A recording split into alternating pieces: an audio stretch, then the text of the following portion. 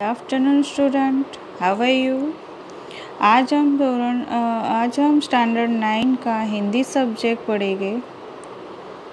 उसमें हम पहला लेसन जो हमारा कविता थी आराधना, वो हमने पढ़ ली पहले वीडियो में। आज हम दूसरे वीडियो में सेकंड चैप्टर पढ़ेंगे जिसका नाम है न्याय मंत्री। न्याय मंत्री यानी कि न्याय के अंदर जो संचालन करता है, यानी कि प्रधानमंत्री जिसको बोलते हैं, उसे न्याय मंत्री कहते हैं। तो ये एक कहानी है, बहुत अच्छी कहानी है, जो राजा सम्राट अशोक के ऊपर जब सम्राट अशोक थे और शिशुपाल नामक एक युवक था, उसने न्याय कैसे दिया, कितनी कठिन परिस्थिति में भी उसने न्याय कैसे सत्य की से उसने कैसे न्याय दिया, इस कहानी में हमको ये बताया गया है। तो आइए पहले हम कहानी पढ़ते हैं। ये है हमारी कहानी जिसका नाम है न्याय मंत्री। क्या नाम है? न्याय मंत्री। उनके लेखक है श्री सुदर्शन। उनके लेखक कौन है? श्री सुदर्शन। उनका जन्म 1896 में हुआ था और निधन 1968 में हुआ। निधन यानी कि मृत्यु। श्री सुदर्शन जी हिंदी के पुराने और मंजे हुए कहानीकार थे, यानी कि ये सुदर्शन जी बहुत पुराने लेखक है जो कहानियाँ बहुत लिखते थे, रोचक कहानी की साथ ही उन्होंने कोई न कोई संदेश भी छिपा रहता है कि उन्होंने ऐसी कहानी लिखी कि इसमें कोई न कोई मर्म, यानी कि कोई न कोई उसमें जो संदेश जनता के लिए संदेश छुपा रहता है। तो इस कहानी में हमें न्याय में निष्पक्षता का संदेश देती है। इस कहानी जो न्याय मंत्री है, उसमें इस कहानी में हमने जो हमारे लेखक है, उसने इस कहानी में क्या सिखाया है कि निरपेक्षता, सबको न्याय समान में मिलना चाहिए। ऐसा नहीं कि राजा को न्याय नहीं मिले और प्रजा को न्याय, ऐसा नहीं कि राजा ने कुछ दुष्कर्म किया है तो उसको सज़ा नहीं मिले, प्रजा ने दुष्कर्म किया तो उसको सज़ा मिले, ऐसा नहीं है। सबको समान सज़ा मिलनी चाहिए, सबको समान हक मिलना चाहिए। तो इस कहानी में एक ऐसा संदेश दिया है। तो आइए हम कहानी में पहले लेखक की जो परिचय है वो सुनते हैं। सुदर्शन जी का मूल वास्तविक नाम बद्रीनाथ शर्मा था। उनका रियल नाम क्या था? बद्रीनाथ शर्मा। उनका जन्म 1960 में पंजाब राज्य के सियालकोट नामक स्थान में हुआ था। पंजाब में सियालकोट नामक जो गांव है उसमें हुआ था। बचपन से ही वो कहानियाँ लिखना प्रारंभ किया था। जब वो छोटे थे तभी उन्होंने कहानी लिखना प्रारंभ किया था। उनकी कहानी के नाम है पुष्पलता, शुभ प्रभात, परिवर्तन, पनघट, नगीना आदि उनकी सुप्रसिद्ध कहानी संग्रह है। उनकी एकमात्र उपन्यास है भाववंती। उन्होंने एक उपन्यास भी लिखा है जिसका नाम है भाववंती। अब हम हमारी कहानी की ओर जाएंगे। इस कहानी में सम्राट अशोक सर्वश्रेष्ठ न्याय मंत्री की खोज में थे। शिशुपाल से मुलाकात होने पर उसकी योग्यता देखकर उसे न्याय मंत्री बनाया। न्याय न राजा देखता है न रंग देखता है, यानी मैंने बोला ना कि न्याय में कोई भी राजा नहीं है और कोई भी, यानी कि कोई धनवान भी नहीं होता है, कोई गरीब भी नहीं होते, सबको समान न्याय मिलना चाहिए। न्यायतंत्र पर विश्वास दिलाने के लिए यहाँ प्रयास किया गया है। नई पीढ़ी के लिए इस प्रेरक कहानी द्वारा न्यायतंत्र की जिम्मेदारी का भी महत्व समझाया गया है। तो आइए हम पहले कहानी रटते हैं, कहानी में क्या है, उसके बाद हम कहानी का सार पढ़ेंगे। संध्या का समय था, चारों ओर अंधकार फैला था। ऐसे में किसी के बाहर से घर का दरवाज़ा खटखटाया। अंदर से कोई बोला, कौन है? ब्राह्मण शिशुपाल ने थोड़ा सा दरवाज़ा खोलते हुए पूछा। एक परदेसी। बाहर से आवाज़ आई, क्या मुझे रात काटने के लिए स्थान मिल जाएगा? जैसे ही शिशुपाल ने पूरा दरवाज़ा खोला, उसने सामने एक नवयुवान खड़ा था। उन्होंने मुस्कुराकर कहा, यह मेरा सौभाग्य है। अतिथि के चरणों से यह घर पवित्र हो जाएगा। आइए पधारिए। यानी कि ये जो एक शिशुपाल थे, उनके घर एक बार एक परदेसी आए जो नवयुवक थे। उन्होंने वहाँ ऐसा बोला कि वह मुझे यहाँ एक रात कटने के लिए स्थान मिलेगा। तो शिशुपाल तो खुश हो गए कि मेरे घर अतिथि कहाँ से। तो उन्होंने अतिथि का स्वागत किया और अतिथि के चरणों से यह घर पवित्र हो जाए। आइए पधारिए, ऐसा कहा। अतिथि को लेकर, अतिथि यानी कि मेहमान, अतिथि यानी कि मेहमान, अतिथि को लेकर शिशुपाल घर में गए और उनका आदर सत्कार किया। फिर दोनों उस समय की देश की अवस्था पर बात करने लगे। यानी कि कुछ बातचीत अंदर अंदर देश में जो चल रहा था उसके अंदर अंदर बातचीत करने लगे। शिशुपाल ने कहा, आजकल बड़ा अन्याय हो रहा है। परंतु परदेसी इस बात से सहमत न था। वह बोला, दोष निकालना तो सुगम है, परंतु कुछ करके दिखाना कठिन है। शिशुपाल बोले, अवसर मिले तो दिखाऊं दूँ कि न्याय किसे कहते हैं। तो वो परदेसी था, उसने पहले शिशुपाल ने ऐसा कहा कि आजकल देश में बहुत अन्याय चल रहा है। तो परदेसी क्या बोला कि बोलना सुगम है, यानी कि दोष निकालना सबसे सरल है, परंतु कुछ करके दिखाना कठिन है, कि उस पर कुछ विरोध करना वो कठिन है। शिशुपाल बोले, मुझे अगर अवसर मिले तो मैं कुछ न्याय करके दिखा सकता हूँ ऐसा। तो आप अवसर चाहते हैं? परदेसी बोला, हाँ अवसर चाहता हूँ। फिर कोई अन्याय नहीं होगा? बिल्कुल नहीं। कोई अपराधी दंड से न बचेगा? नहीं। परदेसी ने मुस्कुराकर कहा, यह बहुत कठिन काम है। ब्राह्मण के लिए कुछ भी कठिन नहीं है।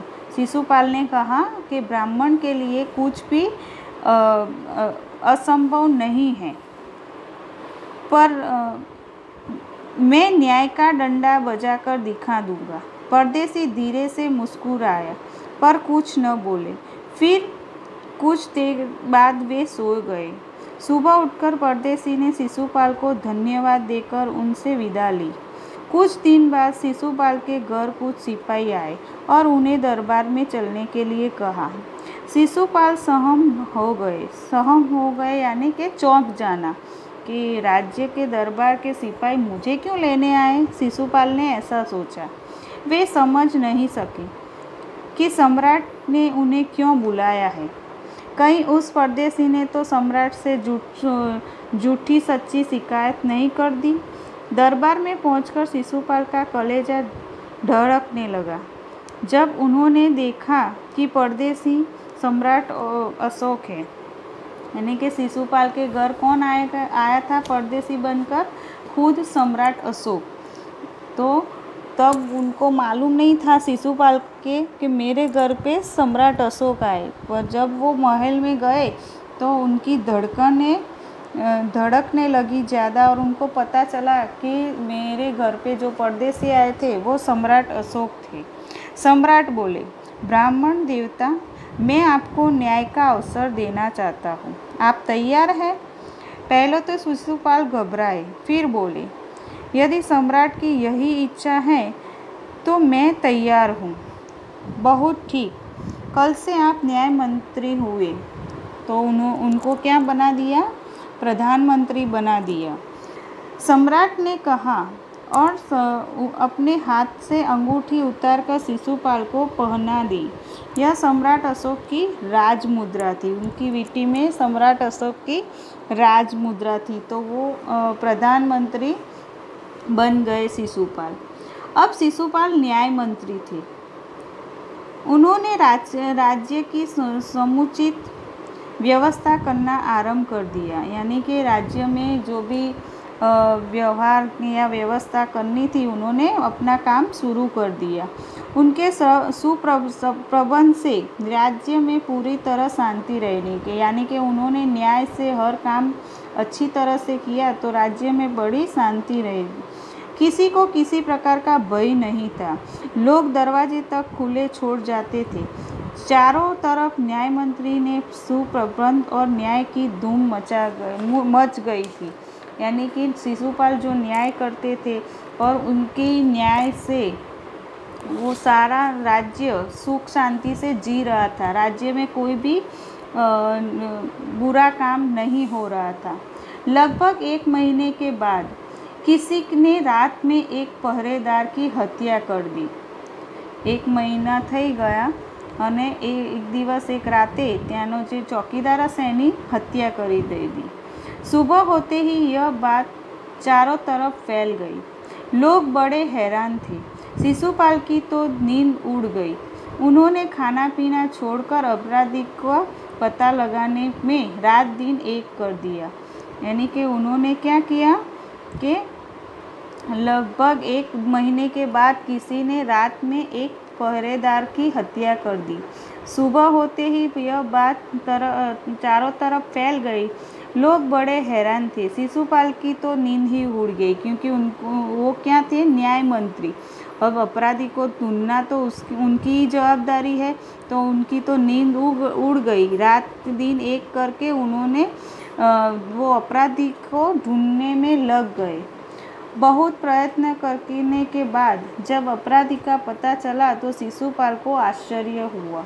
आश्चर्य का ठिकाना न रहा। उन्होंने अपराधी को तो ढूंढ लिया, पर अपराधी को देखकर उनको आश्चर्य हुआ। क्या ये ऐसा काम कर सकता था? तो स्वयं सम्राट ने उस पहरेदार की हत्या की। अपराधी कौन था? स्वयं सम्राट अशोक। इसलिए शिशुपाल चौंक गए कि सम्राट अशोक ने पहरेदार की हत्या कर दी। ऐसा हो सकता है?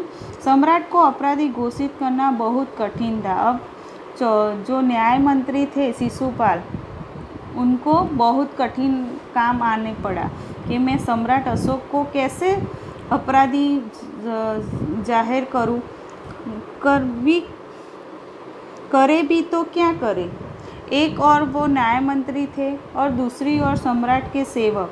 परंतु न्याय की दृष्टि में सम्राट और साधारण व्यक्ति में कोई अंतर नहीं होता है। अगले दिन शिशुपाल दरबार में पहुँचे। सम्राट अशोक सिंहासन पर बैठे हुए थे। आते ही उन्होंने शिशुपाल से पूछा, अपराधी का पता चला? न्याय मंत्री ने साहसपूर्वक कहा, जी हाँ, चल गया। तो फिर उसे उपस्थित करो। न्याय मंत्री कुछ रुके, फिर अपने उच्च अधिकार को संकेत करते हुए बोला, धनवीर, इन्हें गिरफ्तार कर लो, मैं आज्ञा देता हूँ। संकेत सम्राट की ओर कि न्याय शिशुपाल ने फिर उच्च अधिकारी यानी कि सैनिक के जो प्रधान थे उनको इशारा किया कि तुम इनको गिरफ्तार करो। दरबार में निशब्दता छा गई। निशब्दता यानी कि सन्नाटा छा गया। दरबार में अब सम्राट को सजा देने वाले हैं, अपराधी ठहराया है, तो सब चौंक जाते हैं ना कि दरबार में क्या सम्राट ऐसा अपराध कर सकता है? किसी पहरेदार को क्यों मार दिया होगा उसने? ऐसा हो गया, सब स्तब्ध हो गए। सम्राट का चेहरा क्रोध से लाल हो गया। सम्राट को क्रोध आ गया। वे सिंहासन से खड़े हो गए और बोले, इतना साहस? और बोले न्याय मंत्री को, शिशुपाल को बोला कि तुम्हारे में इतना साहस है, तुम्हारे में इतनी ताकत है, तुमने मुझे अपराधी बताया। न्याय मंत्री ने ऐसा भाव प्रकट किया कि जैसे कुछ सुना ही न दिया हो। तो न्याय मंत्री ने, जब सम्राट ने बोला कि तू इतना साहस, तो न्याय मंत्री ने कुछ सुना नहीं और उन्होंने अपने शब्दों को फिर से दोहराया और धनवीर को कहा कि देखते क्या हो, अपराधी को गिरफ्तार करो। दूसरे क्षण सम्राट के हाथों में हथकड़ी पड़ गई। न्याय मंत्री ने कहा, अशोक, तुम पर पहरेदार की हत्या का आरोप लगाया जाता है, तुम इसका उत्तर देते हो? सम्राट होठ काटकर रह गए। लेकिन जब हथकड़ी पहना दी तो न्याय मंत्री ने सम्राट अशोक को बोला कि आपने ये अपराध क्यों किए, तुम इसका उत्तर दे सकते हो? तो सम्राट कुछ बोल पाए नहीं, वो देखते ही रह गए। न्याय मंत्री ने फिर पूछा, तो तुम अपराध स्वीकार करते हो? हाँ, मैंने उसे मारा अवश्य है, पर उद्दंड था। उद्दंड यानी कि वो चोर था, वो कुछ देशद्रोही था, ऐसा था, इसलिए। सम्राट का उत्तर था, वह उद्दंड था या नहीं, तुमने एक कर्मचारी की हत्या की है। इसलिए न्याय मंत्री ने क्या कहा कि चाहे वो उद्दंड था या कुछ भी था, पर आपको उसकी हत्या करने का कोई अधिकार नहीं है। वो आपका राज का कार्यकर्ता था, कर्मचारी था। तुम अपराधी हो, तुम्हें मृत्यु दंड दिया जाता है। न्याय मंत्री ने निर्णय दिया, अभी किसी की हत्या करे तो उसको क्या फांसी की सजाई होती है ना, तो ये राजा को भी मृत्युदंड दिया जाता है। सभा में सन्नाटा छा गया। तो वो सभाखंड यानी कि राजमहल की जो सभाखंड में वो सन्नाटा छा गया। न्याय मंत्री का निर्णय सुन सम्राट ने सिर झुका लिया। सम्राट ने भी न्याय मंत्री का निर्णय सुनकर सिर झुका लिया। वो भी समझ गया कि नहीं, ये भी सही बात है, वो भी अपनी जगह पे सही है। वे तो स्वयं शिशुपाल की परीक्षा में सफल हो गए। सम्राट का हृदय ऐसे व्यक्ति को पाकर गदगद हो गया। यानी कि सम्राट अंदर ही अंदर खुश हो गया। उसको लगा कि मेरे राज्य में ऐसे न्याय मंत्री हो तो मेरे राज्य में क्या कोई भी कुछ गलत काम हो सकता नहीं है। तो सम्राट तो शिशुपाल की परीक्षा में पास हो गए। तभी न्याय मंत्री का संकेत पाकर कर्मचारी सम्राट अशोक की सोने की मूर्ति लेकर उपस्थित हो गया। न्याय मंत्री ने खड़े होकर कहा, सज्जनों, यह सच है कि मैं न्याय मंत्री हूँ और यह भी सच है कि अपराधी को दंड मिलना चाहिए, परंतु अपराधी और कोई नहीं, स्वयं सम्राट है। शास्त्रों में राजा को ईश्वर का रूप माना गया है, इसलिए उसे ईश्वर ही दंड दे सकता है। अतः मैं आज्ञा देता हूँ कि सम्राट को चेतावनी देकर छोड़ दिया जाए और उनके स्थान पर इस सोने की मूर्ति को फांसी पर लटका दिया जाए, कि जिससे लोगों को शिक्षा मिले, कि लोगों को भी सीख मिले कि राजा को भी मृत्युदंड मिल सकता है, तो हम तो क्या है, तो कोई दूसरा भी ऐसा दुष्कर्म करने का साहस न करे, ऐसी शिक्षा मिले। न्याय मंत्री का न्याय सुनकर लोग जय जयकार करने लगे। जब सब लोग चले गए तो शिशुपाल ने राजमुद्रा सम्राट अशोक के सामने रख दी और बोले, महाराज, यह राजमुद्रा वापस ले ले, मुझसे यह बोझ नहीं उठाया जाएगा। अशोक ने सम्मान भरी दृष्टि से उनकी ओर देखते हुए गदगद कंठ से कहा, आपने मेरी आँख खोल दी है, आपका साहस प्रशंसनीय है। यह बोझ आपके अतिरिक्त यानी कि आपके सिवाय और कोई नहीं उठा सकता। न्याय मंत्री निरंतर हो गए। तो इस कहानी में हमें क्या सीख मिली? इस कहानी का क्या सार है कि किसी भी कोई भी न्याय हो वो सबके लिए समान होना चाहिए। तो इसमें एक दिन क्या कहा कि शिशुपाल के घर एक युवक आया। फिर शाम को अंधेरे में शिशुपाल ने ब्राह्मण के घर एक युवक आया। शिशुपाल ने अतिथि मानकर उसका स्वागत किया।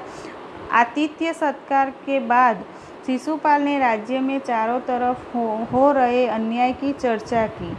फिर चर्चा के बाद शिशुपाल ने अपना न्याय कि मैं अगर मुझे अगर न्याय के दिया जाए तो मैं न्याय कर सकता हूँ, ऐसा मैं वो साहस कर सकता हूँ कि सच्चाई को मैं न्याय दिला सकता हूँ, ऐसा मेरे में साहस है। तो सम्राट ने ये बात सुनकर उनको लगा कि अगर ऐसा कोई व्यक्ति मेरे दरबार में मेरे राज्य में हो तो मेरे राज्य में कोई घनिष्ठ काम कर सकता नहीं है। तो इस कहानी में हमें ये जानने को मिलता है कि हमें कभी भी किसी को बिना वजह और किसी का साहस देखते उसको उस साहस का अवसर देना चाहिए और न्याय को हमेशा समान रखना चाहिए। किसी को